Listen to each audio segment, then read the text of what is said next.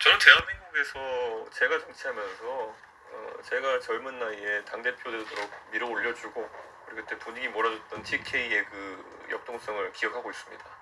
지금 저는 탄핵을 미리 예측했기 때문에 인용을 미리 예측했기 때문에 미리 준비를 했지만은 아직까지 대구 경북에 계신 분들 중에는 기각을 생각하고 있다가 이번에 갑작스러운 결과를 받아들였다 생각하시는 분이 있으면은 시간은 충분하다. 빠르게 그런 어떤 변화의 길로 함께 해주셨으면 좋겠다 이런 생각입니다. 왜냐면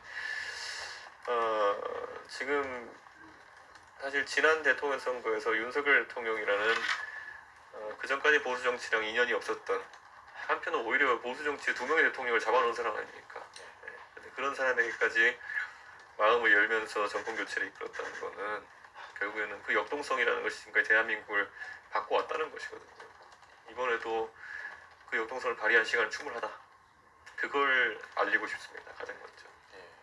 그러면은 그런 인식 전환이 있은 뒤에는 그럼 누구냐 그게 거기에 있어가지고는 제가 굳이 말씀드리자면은 지금까지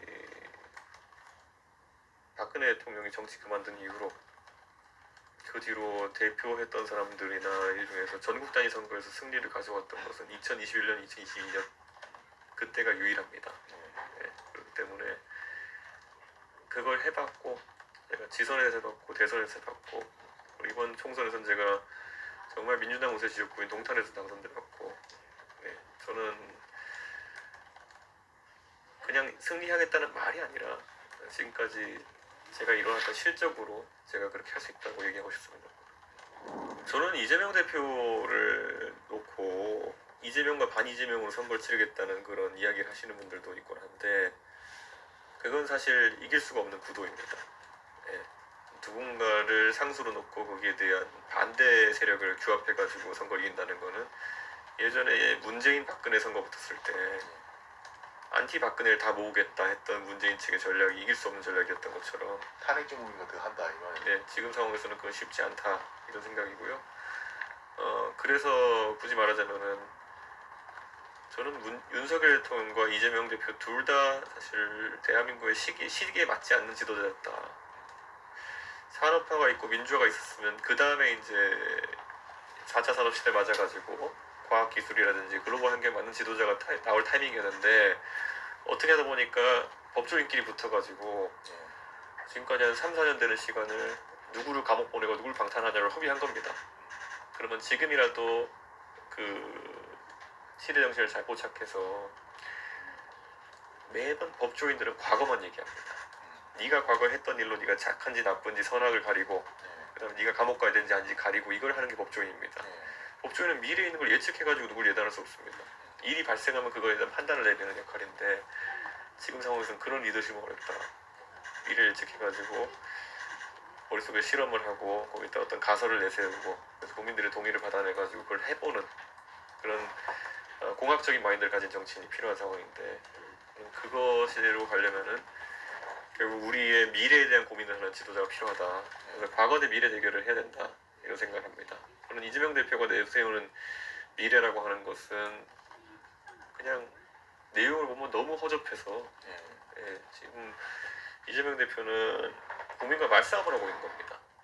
예를 들어서 기본소득이라는 거를 이렇게 기본 시리즈를 내세웠는데 국민들이 우리가 민도가 얼마나 없습니까? 바로 나오는 얘기가 돈은 어디서 갖고 올 거냐?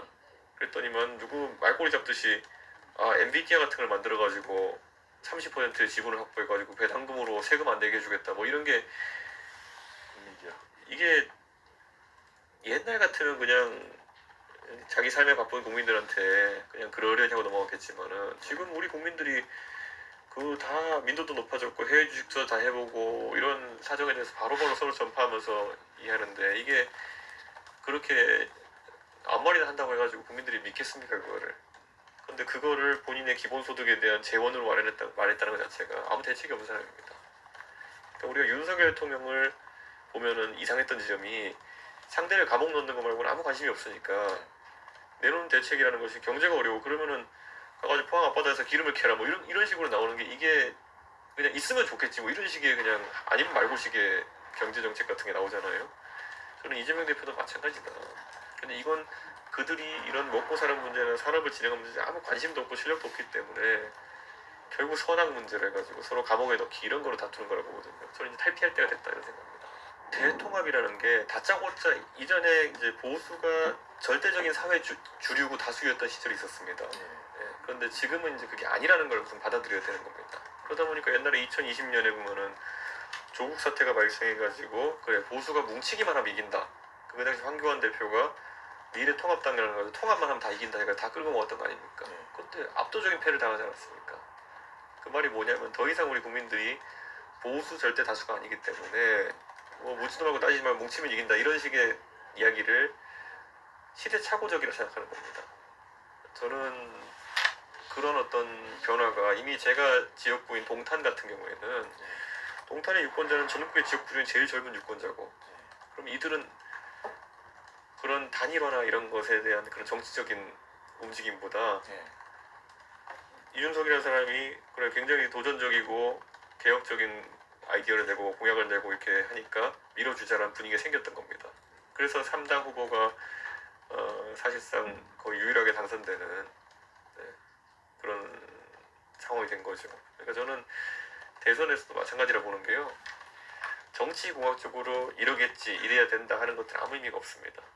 저는 가장 큰 파란을 보이는 후보가 유리할 거라 생각하고 프랑스도 그거 했습니다. 마크롱이라는 사람 통해서 했고 지금 뉴질랜드 총리, 우선 50대 총리 뭐 이런 사람들 보면 다 30대 때 다 하는 사람들입니다. 저는 이런 사람들에 대해서 우리도 경각심을 가져야 된다 이렇게 봅니다.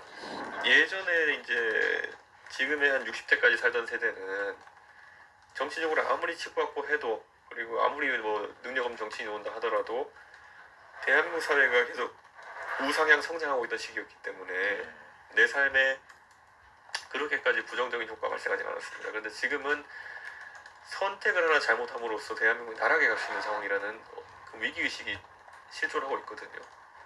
저는 당장 지금 대한민국이 다음 대통령 임기 5년 사이에 AI나 로봇이 확 발달해가지고 우리가 예상하지 못한 속도로 발달하면은 대량 실업이 발생할 수도 있는 상황입니다. 지금 당장 우리 가볍게 뭐 자율주행차 이런 얘기하지만은 우리 사회에서 예를 들어 다른 뭐 스킬이나 이런 것보다 예를 들어 운전 스킬로 예를 들어서 밥 벌어먹고 사시는 분들이 적어도 몇십만 명은 될 겁니다.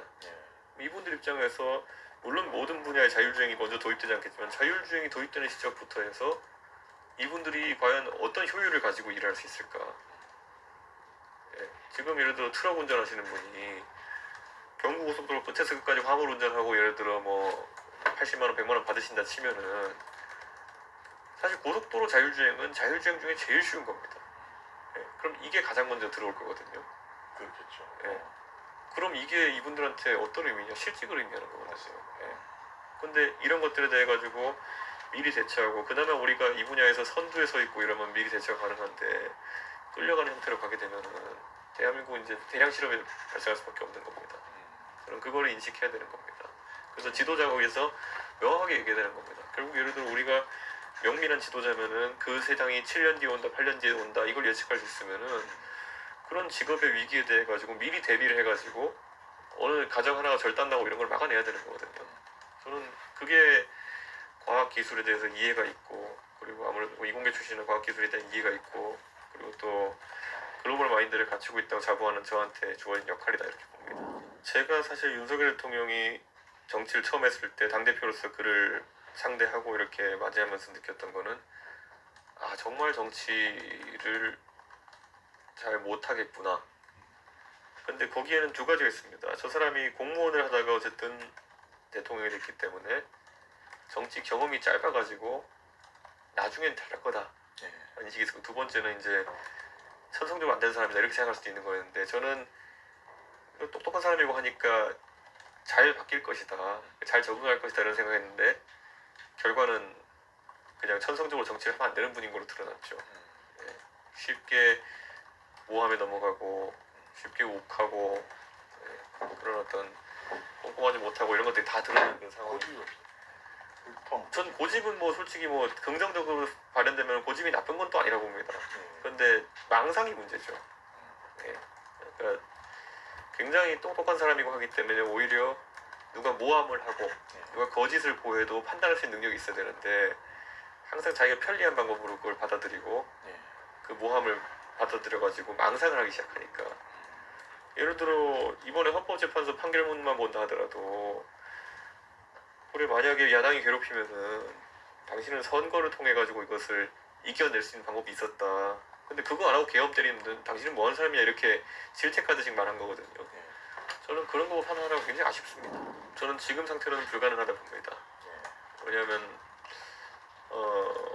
새로움을 보여주는데 거의 투자를 하지 않기 때문이거든요. 제가 당대표였을 때 기억해보면 그때 다가오는 대통령 선거나 아니면 지방선거에서 이기기 위해 가지고 지금 봐도 많은 사람들이 기억하는 뭐 대변인을 토론 배틀로 뽑는다든지 아니면 지방선거에서 시험 봐가지고 공천 진짜 능력검사 자른다든지 그 예전에 노회찬 의원이 그런 말씀하셨죠. 정작 때가 되면은 국민들이 바라는 건 때를 믿는 세신이 아니라 뼈를 까는 쇠신이다. 근데 때를 믿는 우리 쇠신이라 그러는데 진짜 실제로 국민님은 때도 안 밀고 있는 그런 상황입니다 지금. 예. 저는 여기서 자꾸 이게 개혁 혁신이라는 것에 대해서 사람들이 가볍게 생기는데 엄청난 기득권의 저항이 있습니다.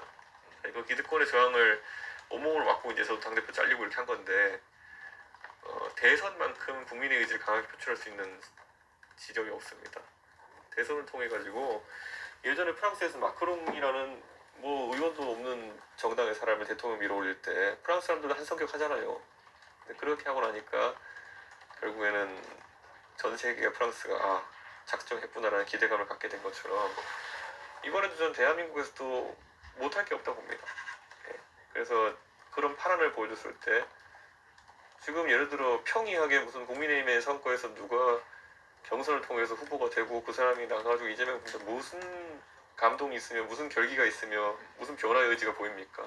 근데 만약에 대한민국 국민들이 아니면 대구 경북민들이 작정하고 이번에는 크게 한번 판 갈아엎자.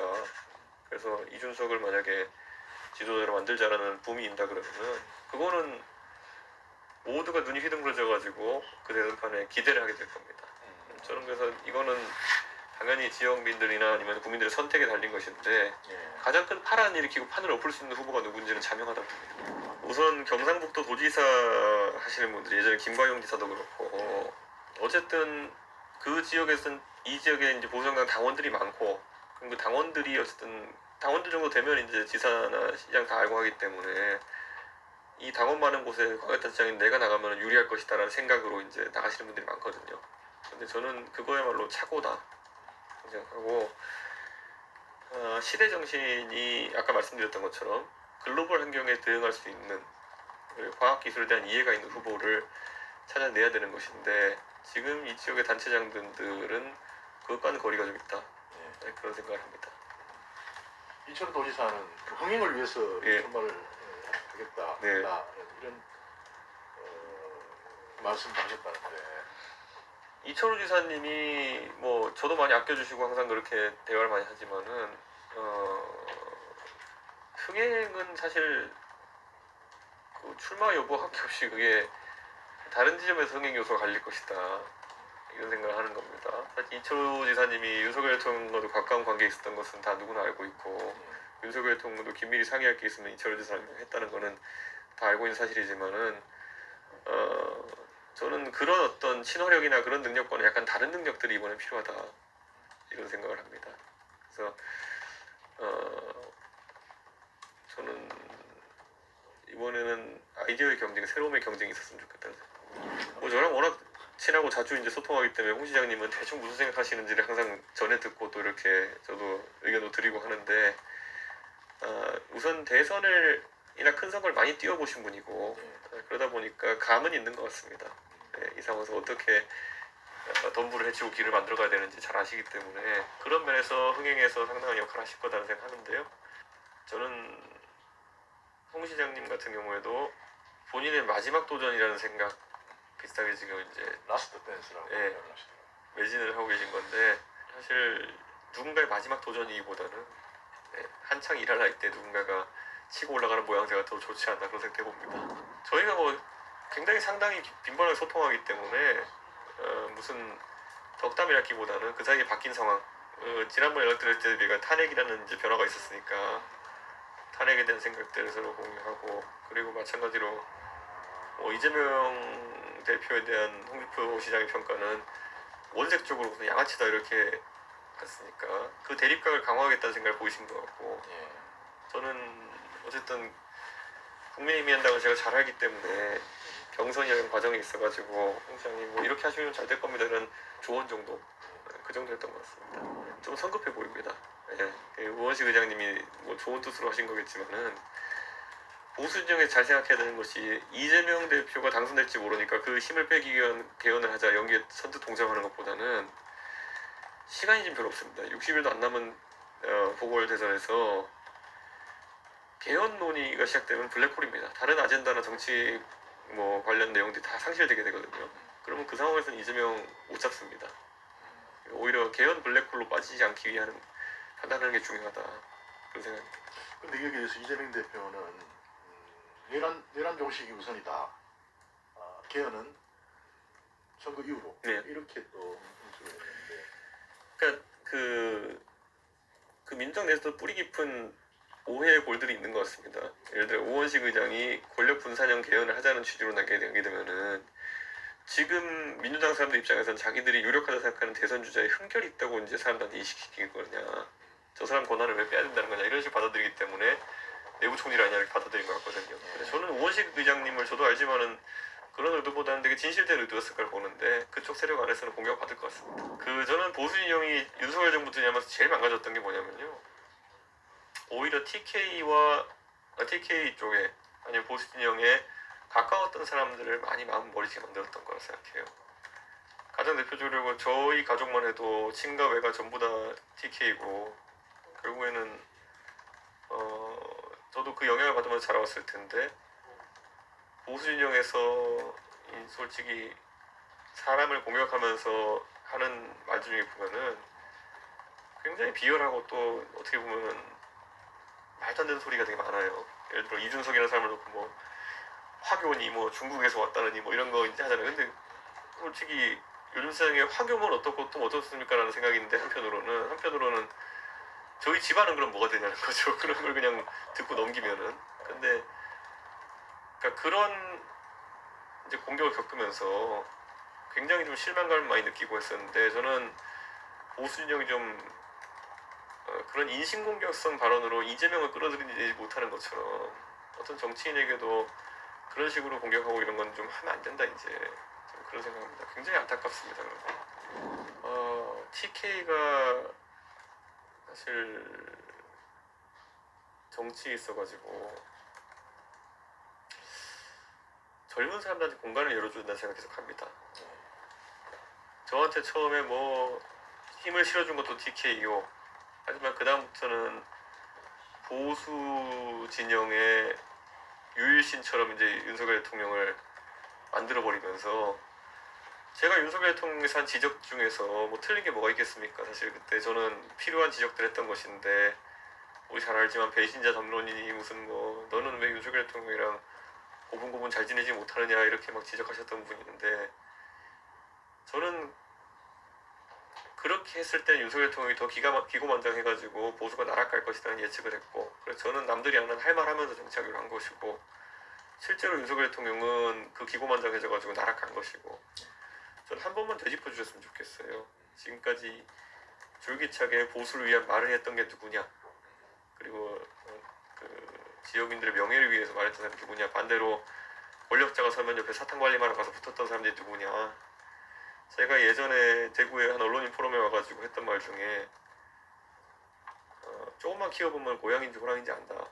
처음에는 둘 다 조금 해가지고 이게 뭐 나중에 커서 뭐가 되나 싶겠지만은 예전에 배부르는 고양이, 비만 고양이 사이가 이제, 그러니까 그 호랑이를 적절히 이렇게 골라가지고 밥을 잘 먹어 키우면 그게 호랑이가 되지만은 애초에 종자가 고양인데 그거를 아무리 밥 잘 먹이면서 키워봤자 뚱뚱한 고양이가 되는 것밖에 안 되는 거거든요.